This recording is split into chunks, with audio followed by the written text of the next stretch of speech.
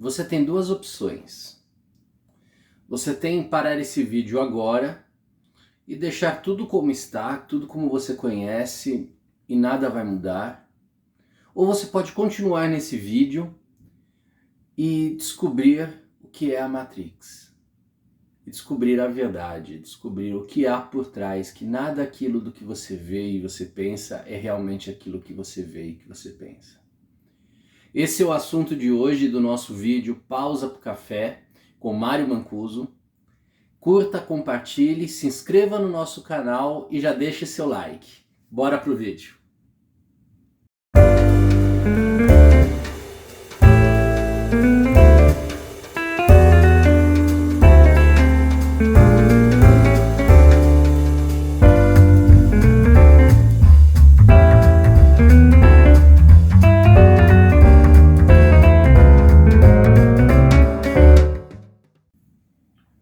Em 1999, a história do cinema ela foi abalada pela estreia de Matrix, em maio de 99, né?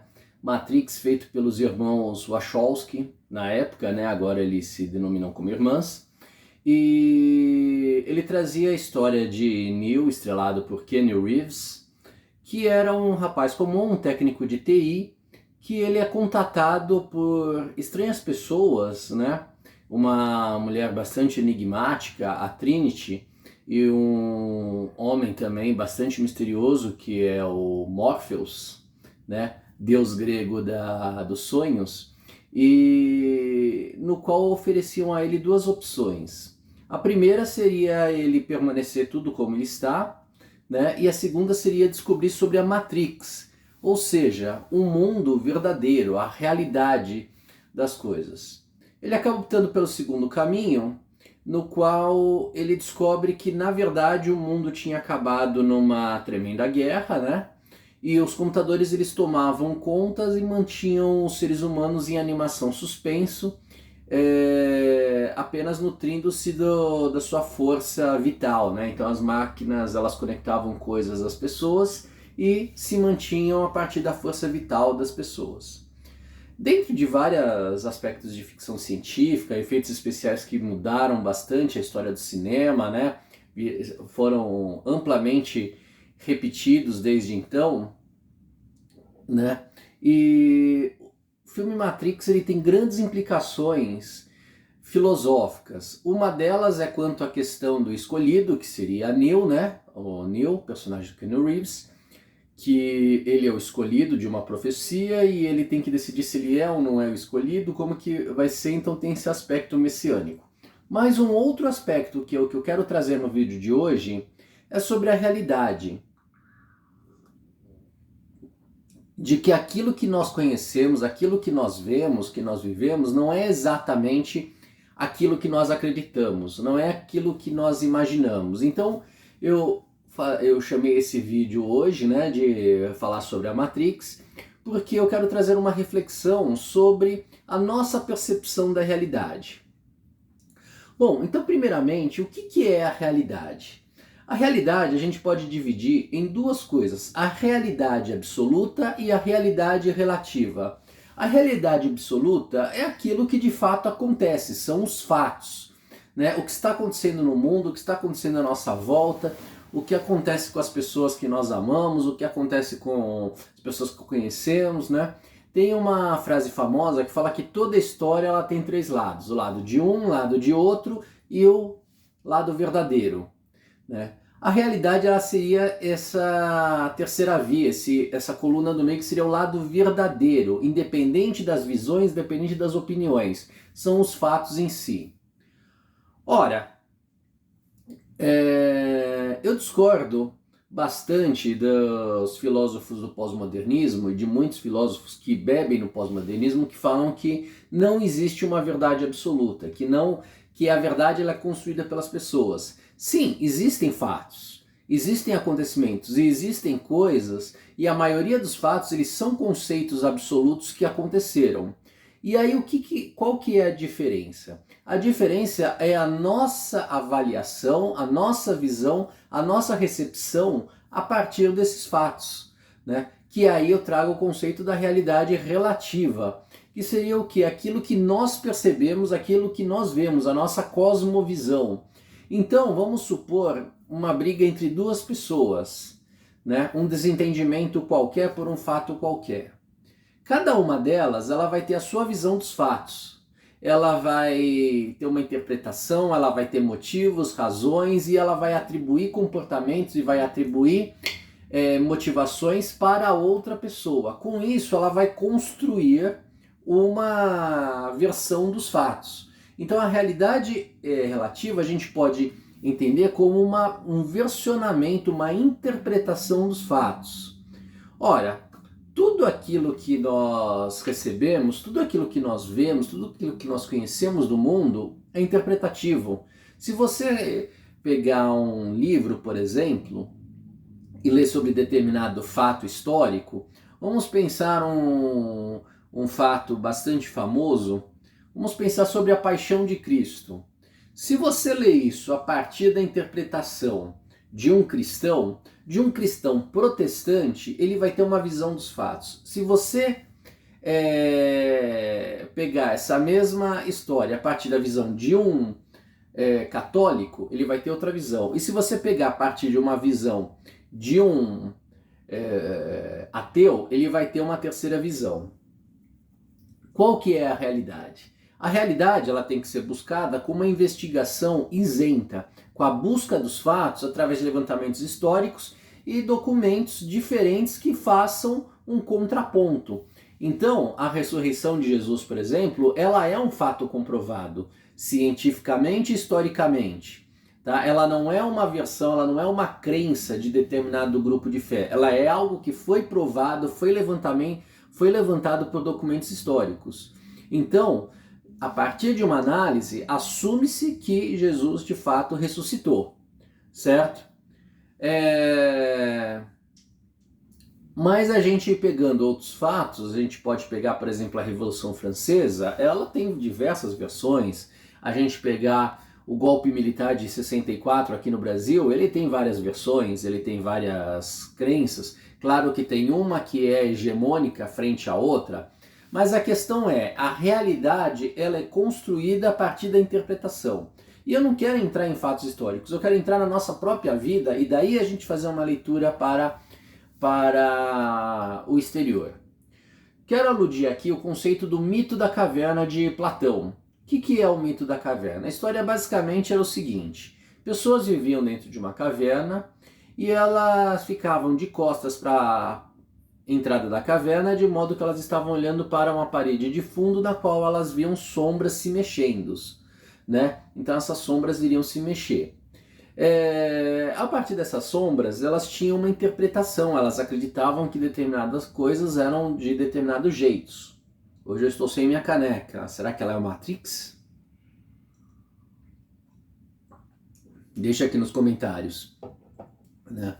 Como diz meu filho Piadocas. E até que em um dado momento, uma dessas pessoas, ela olha para trás e ela entende que aquilo que ela estava vendo não era a realidade, mas eram interpretações a partir das sombras de pessoas que passavam, de coisas que passavam na frente da entrada da caverna. Bom, ela tenta chamar a atenção dos seus colegas, mas esses repudiam e acabam por agredi-la e por matá-la, ou seja, não querem ver a realidade, eles querem continuar com aquela interpretação. Então, aí vem a pergunta: a gente quer acordar ou não quer acordar? Tá? Uma frase famosa dizia que a ignorância é uma bênção. Será que é uma bênção? Então, é interessante a gente acordar, é interessante a gente ver a realidade, porque muitas vezes a realidade ela pode trazer fatos, ela pode nos confrontar com coisas nas quais a gente vai ver grandes erros, grande mal que foi perpetrado pelas nossas próprias mãos. A gente pode ver que crenças relacionadas a pessoas, a fatos, a acontecimentos, não é aquilo que a gente imaginava. A gente pode ver que um governo que a gente acreditava salvador, ele é exatamente o contrário, que um sistema que parecia interessante, ele é exatamente o oposto. Então, a realidade ela pode ser muito dolorosa. E por isso, eu digo pessoas, seres humanos, muitas vezes buscam se prender, buscam se pendurar fortemente numa versão das coisas, numa versão que seja mais confortável e que dê sentido. O livro Jardim das Aflições, de Olavo de Carvalho, ele traz um pouco essa discussão através de uma crítica ao epicurismo, né, a partir de uma palestra do professor Peçanha Mota, na década de 90, ele fala sobre epicurismo e ele vai além falando sobre a construção da realidade que o epicurismo propicia, junto com outras crenças filosóficas, na qual ele consegue também amarrar tanto com as crenças da nova era, essas religiões ou seitas, né? Da nova era, de energia, de nirvana e namastê e gratiluz e blá blá blá blá blá blá blá blá blá, né? Sim, eu não gosto disso. E junto com o marxismo, no qual o marxismo ele se apoia numa premissa de Rousseau, do qual o homem ele é bom, ele nasce bom e ele se corrompe pelo capital, pelo Estado, né? Isso é uma visão do Rousseau, inclusive uma visão antibíblica, né? Isso é assunto para um outro vídeo, também recomendo que você assista o meu vídeo aqui no canal sobre ser bom, mas a gente vai voltar bastante sobre esse assunto, né? Então, ele se apoia em algumas crenças e algumas premissas que não necessariamente são verdades, mas também outra frase muito repetida, muito famosa, é que a verdade é uma mentira repetida várias vezes, né? Um ex-presidente disse isso, inclusive, aqui no Brasil, né? E o fato é que se uma verdade ela pode ser uma mentira repetida várias vezes, a gente cria uma versão da verdade, a gente cria uma versão da realidade que vai ser confortável para a gente. Então isso é a construção de narrativas, que a gente ouve falar bastante na política, mas ela não acontece só na política. Ela acontece também na vida. Então a gente pega, por exemplo, brigas familiares, e eu posso dizer por experiência própria, porque eu vivi bastante essa situação num momento recente da minha vida, na qual uma determinada história, uma determinada sequência de acontecimentos, eles foram transformados, eles foram manipulados, foram recortados para se criar uma versão da realidade. Construiu-se uma narrativa na qual ela, com esses recortes, ela contava uma história diferente que fazia um sentido para as pessoas que queriam que ela tivesse determinado sentido. E o fato que você vendo a história, aquele famoso não é bem assim, você não conhece todos os fatos, tem outras coisas aí, a história ela muda radicalmente. Então a construção de narrativas, ela é uma ferramenta para adequação de determinada verdade, de determinada realidade por pessoas. Ela pode ser usada por pessoas comuns, né, para ter uma visão mais confortável da vida, dos fatos, etc. Ou ela pode ser usada também numa manipulação política, numa manipulação de imprensa, numa manipulação histórica, enfim, ela pode ser usada para vários fins, né? Inclusive, e lembrando que a construção de narrativas ela é diferente de factoides. Factoides, é o que a gente hoje chama de fake news, são fatos comprovadamente falsos, mas que são ditos como se fossem verdades. Então, por exemplo, olha, fulano, ele é um pedófilo assassino, tá? Porque, olha, ele deu entrevista, ninguém viu, ninguém sabe, mas isso vai correndo a boca pequena e acaba se tornando um fato, de tanto que se repete, porque nós não temos o costume de verificar fontes. Isso é um factoide. Já a narrativa é um versionamento dos fatos no qual a gente muda um pouquinho. E o que é interessante, que inclusive o Olavo de Carvalho traz no seu livro, é a nossa capacidade, a ginástica mental que nós fazemos para transformar inclusive a nossa percepção. Então, eu pergunto para você, meu amigo espectador, tem algum fato da sua vida que você lembra Aí você começa a pensar sobre ele e você começa a se perguntar, mas será que foi desse jeito mesmo? Será que eu não estou enganado? Será que não foi bem assim? Será que eu era realmente tão justo? Ou será que eu fui tão vítima? Ou será que tal pessoa foi tão ruim? Essa é uma grande pergunta. E a Matrix, ela traz essa realidade. Tem uma cena muito famosa no Matrix, que é quando o vilão aparece, né? O Cypher, que inclusive é um nome bastante apropriado, né? E sim tem alusão com Lúcifer, na qual ele está comendo num restaurante um frango delicioso e ele fala assim: eu quero esquecer que isso não é real. Eu quero pensar que este frango é real, é a realidade. Ele fala lá para os agentes que ele trai, né? Os, o, o grupo do bem, vamos dizer, né? Ele é um traidor. Por quê? Porque ele queria retornar ao engano no qual ele vivia, naquela realidade na qual ele vivia. Porque a realidade absoluta, ela é opressora demais. Ela é menos divertida, ela é menos encantadora, ela é menos saborosa, prazerosa do que ele imagina. E isso é interessante, que também é o drama de muitas pessoas. E isso vai justamente por você ter uma ausência de sentido na sua vida, tá? Então, a gente propõe a pergunta: ver a realidade é libertador ou é um fardo? E aí a resposta é: depende de como é você interiormente. Se você é uma pessoa que fundamenta o sentido da sua vida, fundamenta a sua vida em bases sólidas, e aí eu vou dizer da minha experiência e eu peço licença para dizer que o que fundamenta a minha vida é a minha crença em Deus, a minha crença na palavra de Deus, uma crença real, não é só um acreditar para me consolar, mas eu acredito totalmente, absolutamente, como uma verdade absoluta em Deus e na salvação, que Jesus morreu pelos meus pecados e que eu estou salvo.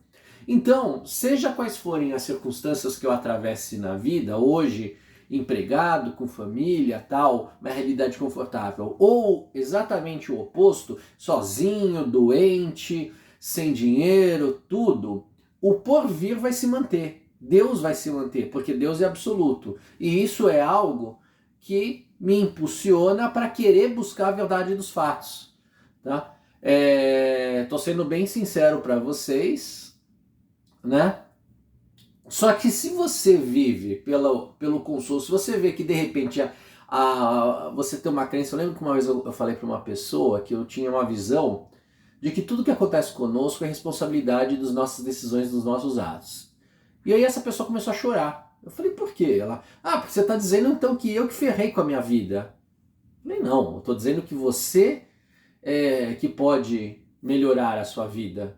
É só você rever os seus atos. Então você vê que a interpretação é bem diferente. Você pode se culpar pelos erros que você cometeu ou entender que você também é parte da solução, tá? Claro que assim eu acredito que eu seja parte da solução junto com Deus, que é o que dá sentido e é o que me cria. Eu sou criatura, não sou criador, né?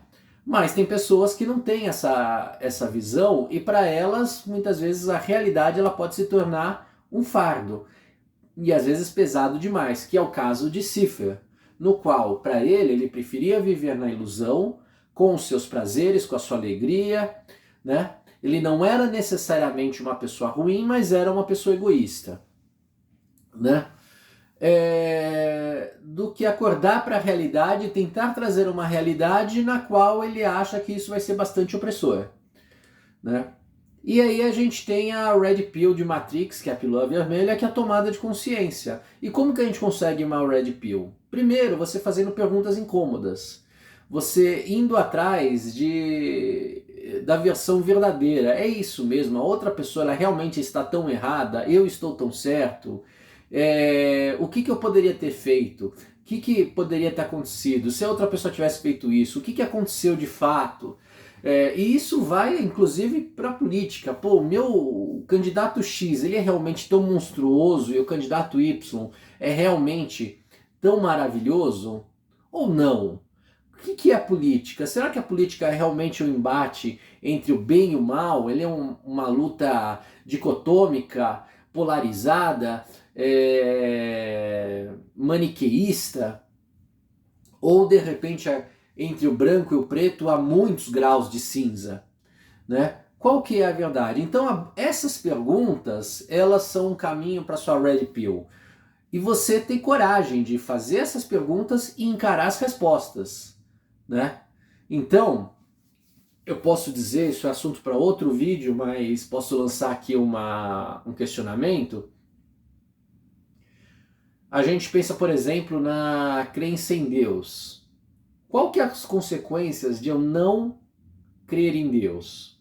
E quais as consequências de eu crer em Deus? Tem uma história que fala que um monge conversava com um guerreiro e o guerreiro falava que o monge perdia tempo, que isso, que aquilo, que aquele outro. E por fim o guerreiro ele vira para o monge e fala assim, eu fico imaginando você no último segundo de vida, no seu leito de morte, pensando que tudo aquilo que você acreditou na vida, todos os sacrifícios que você fez, todas as renúncias, foi para nada porque é tudo uma mentira.